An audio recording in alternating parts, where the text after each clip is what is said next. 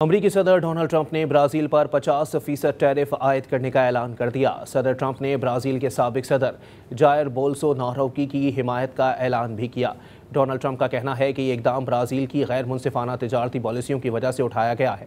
امریکی صنعتوں کو تحفظ فراہم کرنا ان کی اولین ترجیح ہے اور اگر کوئی ملک امریکی معیشت کو نقصان پہنچائے گا تو اسے جواب دیا جائے گا۔ صدر ٹرمپ نے کہا کہ نئی 50% شرح برازیلی حکومت کی سنگین ناانصافیوں کو درست کرنے کے لیے ضروری ہے۔ انہوں نے امریکی تجارتی نمائندے کو برازیل کے ڈیجیٹل تجارتی طریقہ کار کے خلاف سیکشن 301 کے تحت تحقیقات شروع کرنے کا حکم دینے کا بھی عندیہ دیا۔ یہ وہی قانونی طریقہ ہے جس کے ذریعے امریکہ ماضی میں درآمدی ٹیکس عائد کر چکا ہے۔ ٹرمپ نے برازیل کی جانب سے امریکی سوشل میڈیا کمپنیوں کے خلاف عدالتی فیصلے پر شدید تنقید کی۔ ان فیصلوں میں امریکی کمپنیوں کے اکاؤنٹس معطل کرنے کے احکامات دیے گئے تھے، جن میں ٹرمپ کی اپنی کمپنی ٹرمپ میڈیا بھی شامل ہے۔ صدر ٹرمپ نے کہا کہ امریکی سوشل میڈیا پلیٹ فارمز کو بھی برازیل میں خفیہ اور غیر قانونی سینسرشپ کا سامنا ہے۔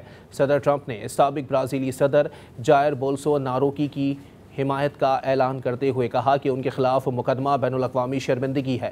ٹرمپ نے برکس اجلاس کو بھی تنقید کا نشانہ بنایا اور اسے امریکہ مخالف قرار دیا۔